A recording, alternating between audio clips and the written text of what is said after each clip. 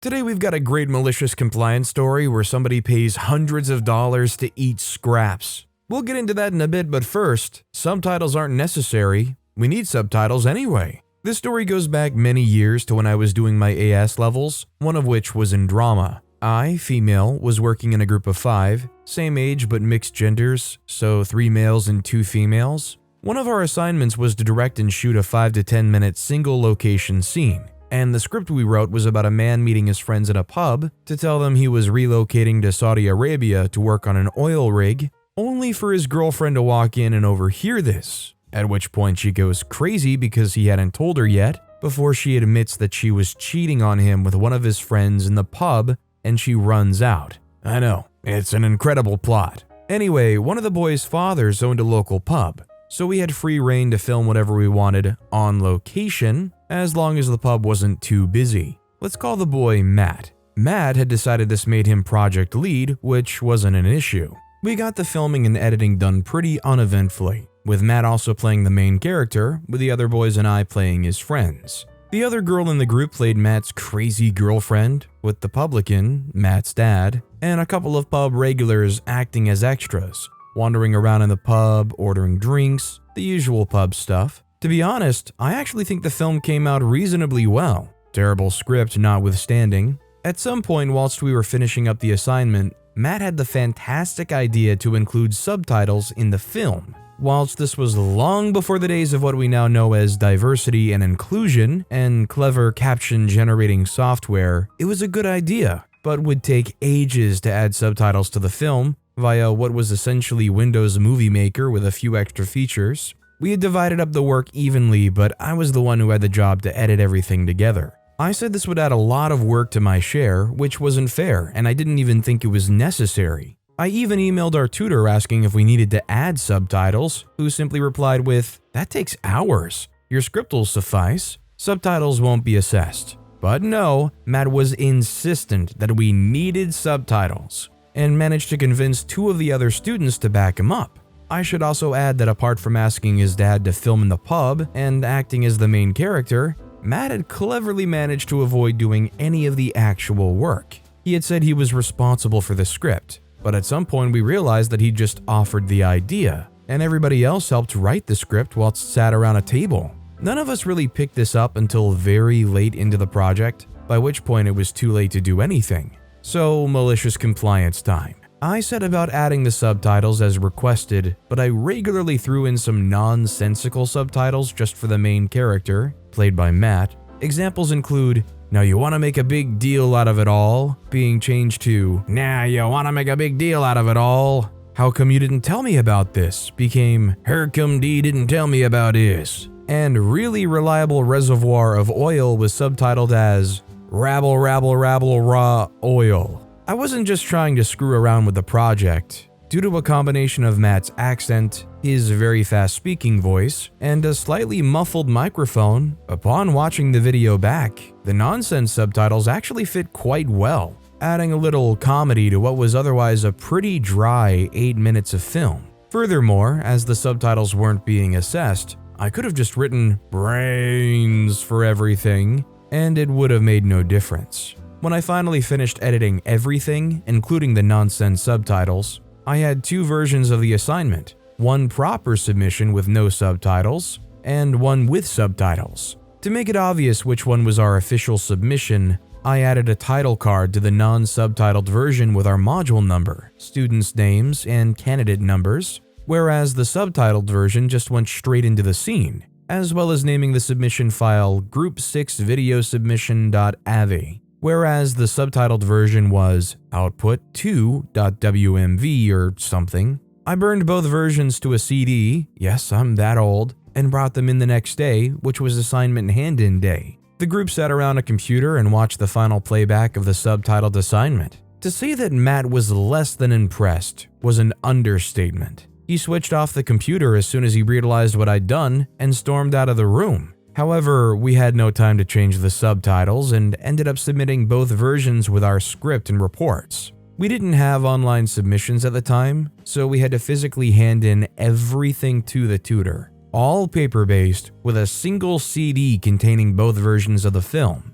Whilst Matt wasn't happy, the rest of the group found it highly amusing and weren't too bothered as the proper submission, the subtitle-free one, was exactly as expected. When we got our assessment results back, we had scored well, but amongst the general feedback from the tutor, the last comment read, "The subtitled version adds a new layer of depth to the protagonist, with his portrayal allowing the viewer to draw their own context. Is the character drunk? Is the character experiencing a mental breakdown? The questions add to the viewer's investment into the protagonist. Well done." Matt, who had refused to speak to me for the weeks since the submission, went beetroot red when he saw the comment. We'd met as a group again to get our results, and similar to what he'd done when he first saw the video, Matt put his copy of the results in his bag and stormed out of the classroom. He remained indignant for a while before he quietly admitted that he never saw the subtitles adding that much to the film,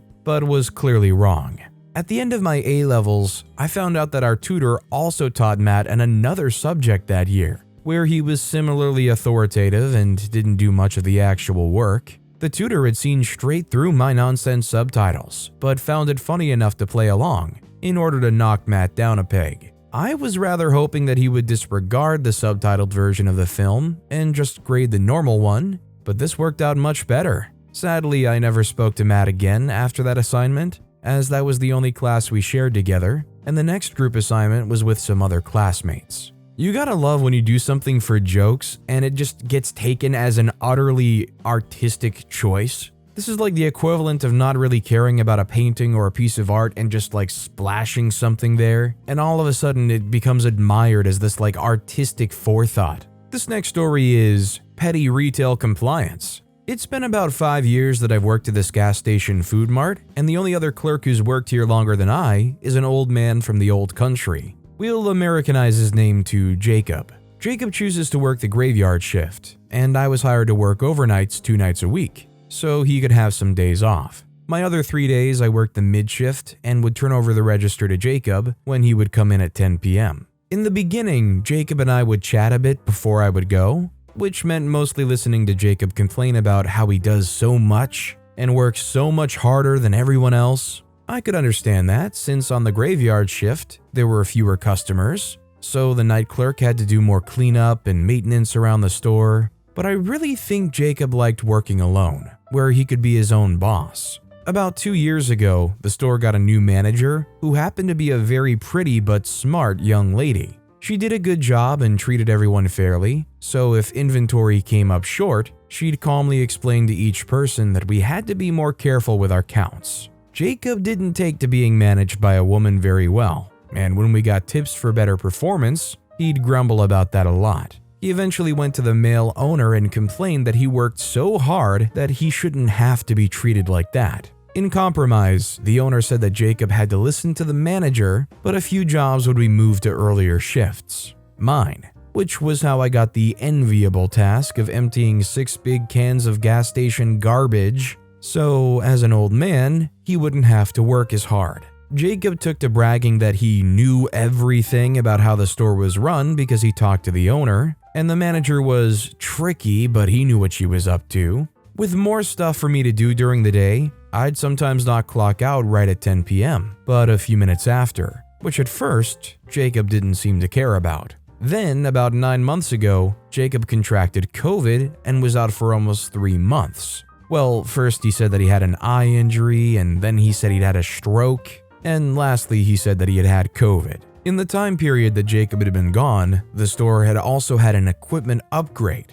and we had a newer generation register that we had all trained on. When Jacob returned, his report numbers tanked because he refused nothing but the minimum instruction from the manager. Instead, he'd make me stay even later, asking me how to input transactions in the register, but insisted that he still knew everything. One day, Jacob was so certain that the manager was targeting him with training just because she was racist that he went straight to the owner and threatened to quit. Note, the owner and Jacob were from the same country. At this point, Jacob had had his duties slashed, been given excessive time off, and now he was making the store lose money. The owner's answer to this threat was, "Okay, tell the manager when your last day will be, and stop calling me." Well, naturally, Jacob was just bluffing and didn't leave the job, but he had to have yet another concession to satisfy his control issues. So he demanded that I be clocked out and end my shift not a minute later than 10 p.m. He even started coming in a few minutes early and grumbling while putting away my stool, stapler, and pens before I was even done with them, like he was trying to bum rush me out the door. Okay, if that's the way he wanted it. Now I'm ready to go at least 10 minutes early, and I just wait for him to show up and then immediately clock out. We don't talk or chat at all anymore, unless Jacob tries to stop me and ask a question about how to do a function on the register. I'm off, I'll answer. Besides, you know everything. I don't understand how Jacob continues to hold his job down. Is it that hard to find somebody that works only the graveyard shift? Is that the saving grace here? Because it sounds like for everybody involved, Jacob is just a pain in the butt to work with. Our next story is Pricing Games, a Cashier's Lesson. Last summer, during a scorching heat wave, I found myself in desperate need of an air conditioner. Determined to find relief from the sweltering temperatures, I ventured into a store with a name that bore a striking resemblance to Hallmark. As I perused the aisles, my eyes landed upon a sleek and promising AC unit. Excited by the prospect of some cool air, I scanned the item with the store's mobile app, and to my delight, the price seemed reasonable. With the AC unit in hand, I made my way to the checkout area. In this particular store, self-checkout was the norm, with only a couple of cashiers available to oversee the process and assist customers when necessary. As fate would have it, when I scanned the item at the self-checkout, the price displayed was significantly higher than what the app had indicated. It's important to note that the app clearly stated it was the company's own product, and not from a third-party reseller. Feeling a bit perplexed, I decided to call over the cashier who was supervising the self-checkouts to seek clarification. Approaching the cashier, I explained the situation, hoping for a resolution. Much to my disappointment, she informed me that the lower price was only applicable for purchases made through the mobile app. I asked if she could get a manager, although she insisted that she was right and that they cannot perform a price match. Though slightly frustrated, an idea began to form in my mind. I asked the young high school-aged cashier, if I were to purchase the AC unit through the app and show you the receipt, would you allow me to leave with the product? Surprisingly, the cashier agreed, and so I maliciously complied. With a mischievous smile, I proceeded to purchase the AC unit online using the app and received a digital receipt. Walking out of the store, I felt a sense of triumph, knowing that I'd cleverly outmaneuvered the system. For the next few weeks, the cool breeze provided by the AC unit brought me blissful relief during the relentless heat wave. However, as time passed, I received a peculiar email notification. The subject line read, "Your item is ready for pickup." Confused, I opened the email, only to discover that it was a notification regarding the very same AC unit I'd already purchased and enjoyed for weeks. In disbelief, I dismissed the email, assuming it to be a mistake or a glitch in the system. Yet the digital world persisted in its efforts to reach me.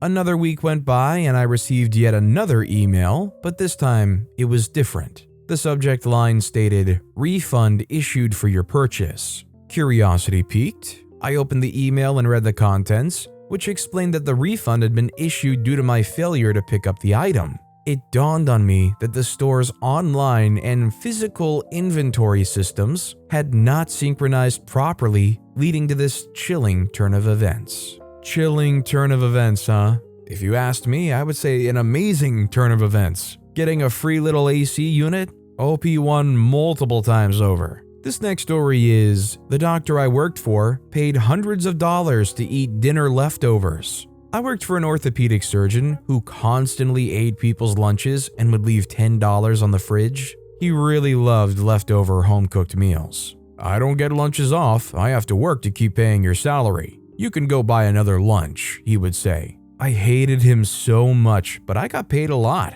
He was fresh out of his internship and residency, and he thought he was above everyone. We complained to the office manager. She went to the doctor and said we were all pissed about it. The doctor told her to deal with it. If the doctor decided to eat one of our lunches, we could have the office manager just order us something. This was amazing. There were 2 people besides me that had family and kids, so we always brought leftovers. If he ate my food, I ordered from the most expensive steak place in town. Appetizers, 22-ounce steak, 3 sides, a salad, and dessert. I'd eat the salad and the rest went home. And of course, there are plenty of leftovers to take to work the next day. The rest of the staff was doing the same, ordering full chickens, 4 to 5 different Chinese dishes, spending hundreds of dollars to replace stolen meatloaf sandwiches and day-old soups and spaghetti. The office manager went along with it. After all, he said we could order what we wanted if he took our lunch. It went on for 2 months until Jerkhead Doc caught on. From then on, he had the office manager order him a lunch.